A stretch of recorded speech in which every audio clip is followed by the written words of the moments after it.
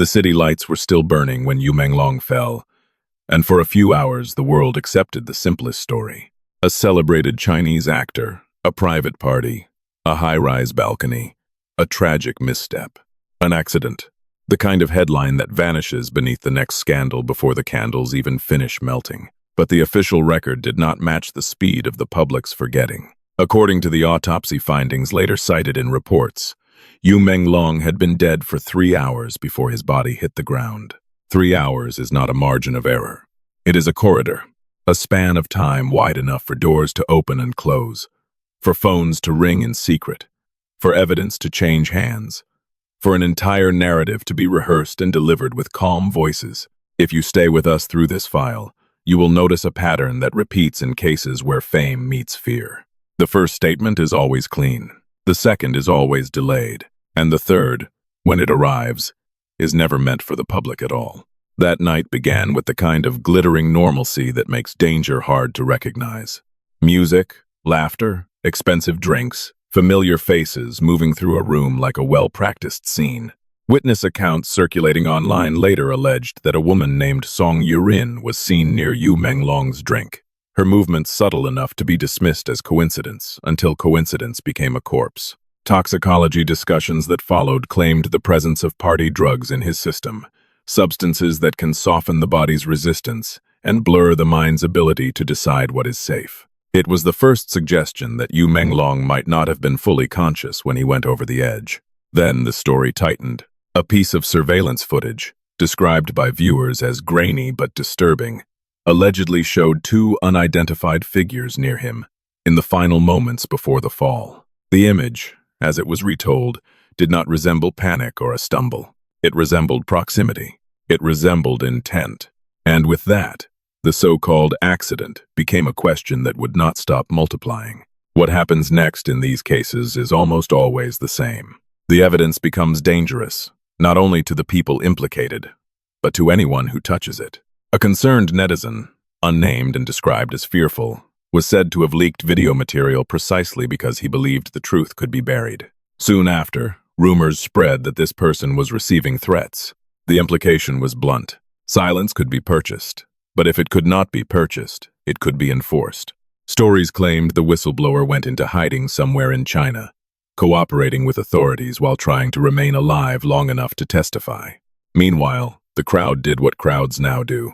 Hashtags rose like smoke. Comment sections became tribunals. Fans demanded justice, insisting that a famous man did not simply vanish into gravity. They demanded protection for the witness, because everyone understood the quiet logic of power. If a story can be controlled, then a person can be controlled. And if a person refuses, then a person can disappear. Still, the most unsettling detail was not the drugs, and not the threats, and not even the autopsy timeline. It was the sensation, reported again and again, that Yu Menglong had been afraid before the fall. Afraid in a way that did not belong to a party. Afraid as if he had noticed the trap closing, and had realized too late that the people around him were not there to help him leave. But what truly shattered the accident theory was not the fall itself. It was the video that someone was never supposed to see. The video appeared without warning, as these things often do. No press conference, no official seal. Just a file, passed quietly from one account to another, moving faster than any attempt to contain it. By the time authorities acknowledged its existence, millions had already seen fragments of it dissected frame by frame across forums and private chat rooms. What the footage allegedly showed was simple, and therefore dangerous. Yu Menglong stood near the edge of the building, his posture unsteady. His movements slowed in a way that contradicted the image of a man choosing to jump. 2 figures were visible near him, not behind him.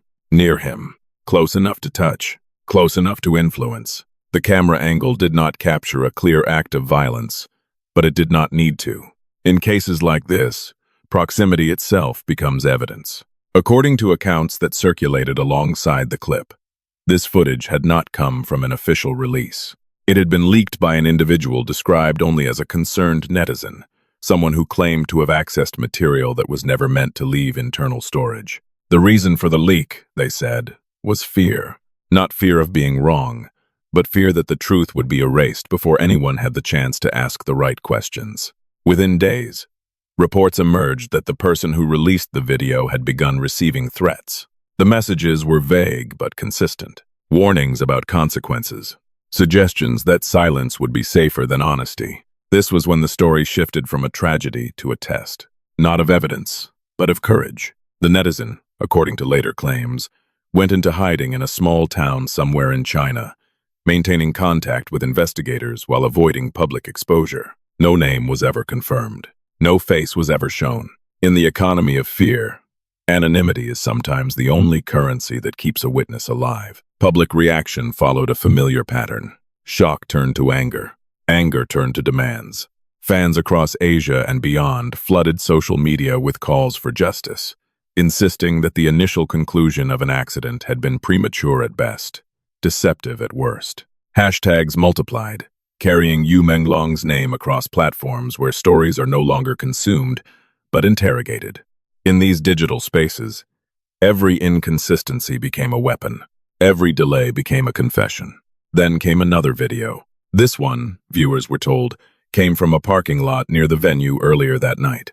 In it, Yu Menglong appeared tense, his movements hurried, his attention fixed on his surroundings rather than the people speaking to him. He did not look intoxicated. He looked alert. Alert in the way someone looks when they believe they are being watched. Several individuals were visible nearby, positioned too conveniently, as if assigned to observe rather than participate. There was no sound that confirmed a threat, but fear rarely announces itself out loud. Analysts who reviewed the footage pointed to his body language, the way his shoulders stayed raised, the way he avoided sustained eye contact, the way he left the area quickly, without the relaxed confidence expected from a celebrity accustomed to attention. To many, it looked less like a man leaving a party and more like a man attempting to escape one. As these clips circulated, another question began to surface.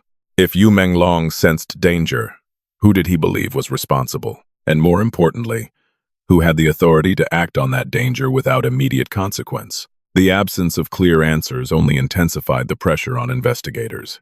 Official statements remained cautious, emphasizing that footage alone does not establish guilt. But caution, in the public mind, quickly becomes suspicion when paired with silence. Online communities began constructing timelines, mapping Yu Menglong's movements minute by minute, identifying gaps where decisions could have been made and orders could have been given. What made this phase of the case particularly volatile was not the presence of evidence, but the implication of coordination. Threats against a whistleblower suggest intent. Surveillance footage withheld suggests control. And control, in cases involving wealth and influence, rarely belongs to a single individual acting alone. For Yu Menglong's supporters, the narrative had already shifted. This was no longer about a fall. It was about containment, about a system that responds to risk by narrowing the flow of information until only one version of events remains visible. In that system, a video is not just a recording. It is a liability. And liabilities, when they cannot be destroyed, must be managed. If someone was watching him that night, the next question was terrifyingly simple. Who had the power to order it? The visit at 1 o'clock in the morning did not fit any ordinary schedule. According to a newly surfaced CCTV clip, Yu Menglong's manager, Du Chang, arrived at the actor's residence in the early hours of the night, the time when explanations require more than routine excuses. The footage was blurred, the angle imperfect, but the timestamp was precise. 1 hour past midnight, a moment when conversations tend to turn private and decisions tend to become irreversible. Inside the apartment, what happened next has been reconstructed only through fragments, witness claims, online analysis, unverified but persistent descriptions of Yu Menglong's emotional state. Viewers who examined the footage said he appeared distraught, his posture folded inward, his gestures sharp, erratic. Some alleged that he was crying, overwhelmed by a weight that had already settled too deeply to be shaken off by reassurance. No official transcript of their conversation has ever been released. What exists instead is speculation fueled by history. For months before his death, rumors had circulated quietly within the entertainment industry about tension between Yu Menglong and those who managed his career.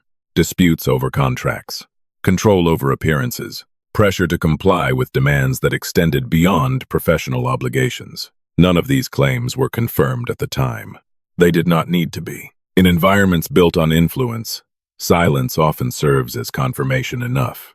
What disturbed observers was not simply that Du Chang visited late, but that Yu Menglong appeared emotionally unguarded in his presence.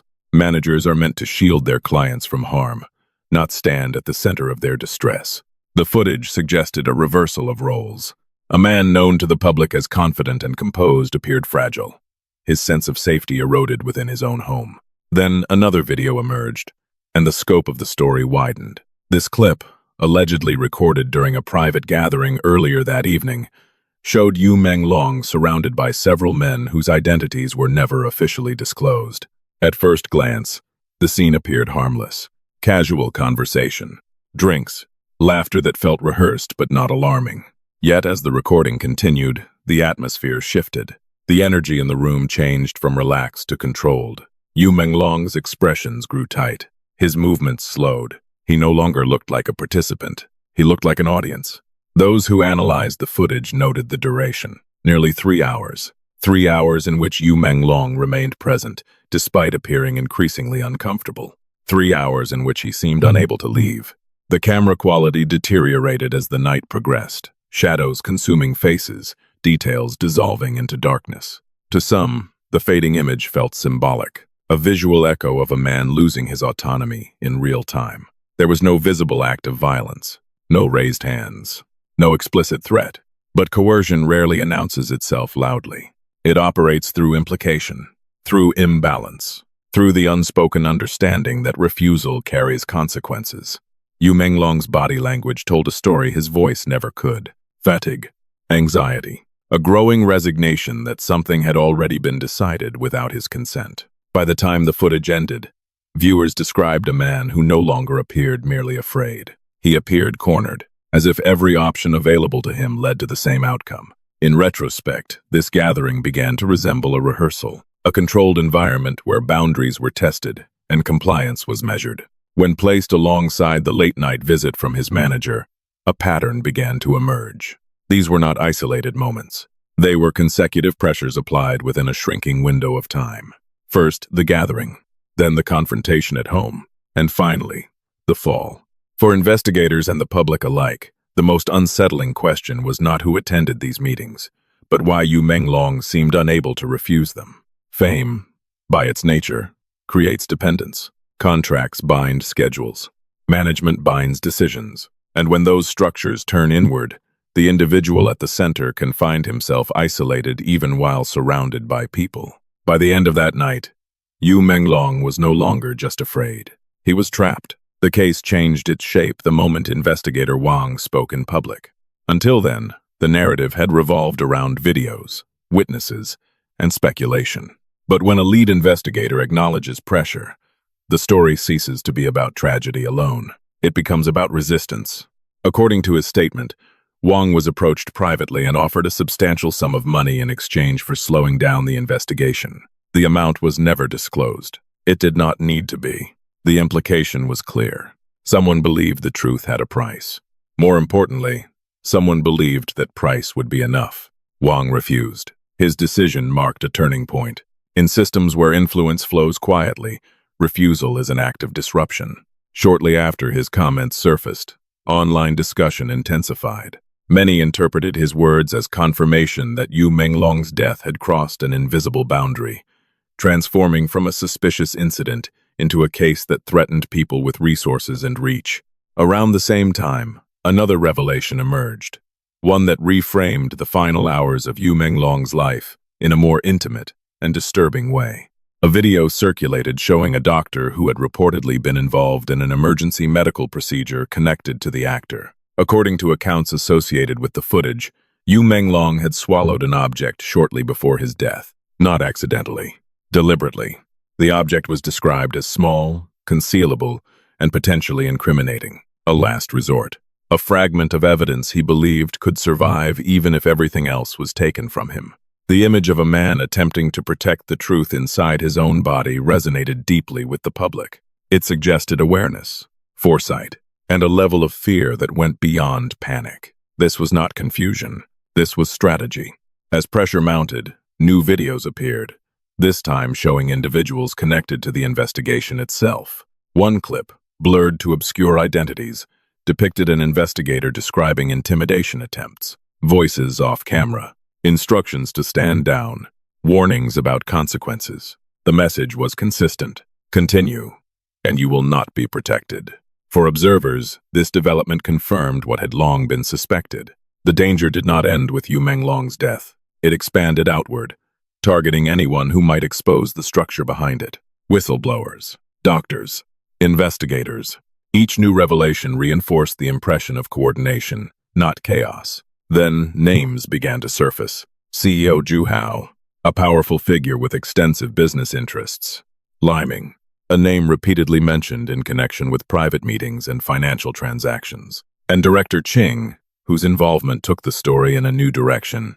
Reports claimed he had submitted original video evidence directly to authorities. Footage described as disturbing. Footage that allegedly showed Yu Menglong under extreme psychological pressure in the days leading up to his death. The question that followed was unavoidable. If this material existed, why had it taken so long to appear? The delay fueled speculation about internal negotiations, legal threats, and attempts to control how and when the truth would surface. In cases like this, timing is never neutral. It reflects power struggles happening far from public view. Financial records soon became the next focus. Analysts and commentators spoke of a potential money trail connecting management figures to unexplained payments. Du Chang's name resurfaced repeatedly, linked to alleged large transfers that some believed were designed to silence witnesses or stabilize loyalties. These claims remained unverified, but they shifted attention toward motive. Silence, after all, is rarely free. The most emotionally charged development came with the release of what many described as the final CCTV footage. The clip reportedly showed Yu Menglong in a state of visible distress, surrounded by 3 individuals identified by online investigators as a doctor, a manager, and a director. His voice, faint but unmistakable, appeared to plead for help, not dramatically, not theatrically, simply, desperately. There was no immediate response in the footage, no visible attempt to intervene, just a man asking to be saved, and a silence that felt deliberate. For the first time, the public did not see a falling star. It heard a man begging to be saved. By the time the last videos surfaced, Yu Menglong was no longer seen by the public as a celebrity. He had become something else entirely. A symbol, a reminder of how fragile truth can be when it collides with influence, contracts, and fear carefully managed behind closed doors. What remains undeniable is that the narrative surrounding his death did not unravel naturally. It was pulled apart piece by leaks, by witnesses who refused to disappear quietly, and by investigators who understood that retreat would not restore balance. Each new fragment of evidence did not provide closure. It widened the frame, revealing a system where silence appears to be the default setting and transparency the anomaly. In that system, Yu Menglong's final days read less like a personal crisis and more like a sequence of escalating pressures. Private gatherings where he could not leave. Conversations held at hours designed to isolate rather than protect. A growing awareness, visible in his posture and his choices, that he was no longer negotiating from a position of safety. If he swallowed evidence, as some reports suggest, it was not an act of desperation alone. It was an acknowledgement that the truth needed hiding because others were actively hunting it. The public reaction that followed did not erupt because people enjoy outrage. It erupted because the story reflected something deeply familiar. The imbalance between those who can shape outcomes and those who must endure them. Yu Menglong's case resonated far beyond the entertainment industry because it exposed how easily a human life can be reduced to a liability when power feels threatened. Investigators have yet to present a final, official account. Names have been mentioned, connections traced, and financial paths questioned, but the case remains unresolved in the formal sense. And perhaps that is the most uncomfortable truth of all. Resolution is not guaranteed, not when interests are layered and accountability becomes negotiable. Still, there is a reason this story refuses to fade. It persists because every attempt to suppress it has only added weight to the suspicion that something essential remains hidden. The pressure applied to whistleblowers, the offers made behind closed doors, the delayed release of critical footage. These are not the behaviors of a system confident in its innocence. Yu Menglong cannot speak for himself now, but the fragments he left behind, intentionally or otherwise, continue to speak in his place. They ask whether fame protects or isolates, whether success grants freedom or invites control, and whether justice, when delayed long enough, risks becoming optional. In the end, this case is not only about how a man died, it is about how a society responds when confronted with the possibility that truth is being managed rather than discovered. Whether the final answers ever emerge or not, the questions raised by Yu Menglong's death will remain, pressing quietly against the boundaries of power. Because history has shown, again and again, that truth can be buried for a time, but it does not stay buried forever.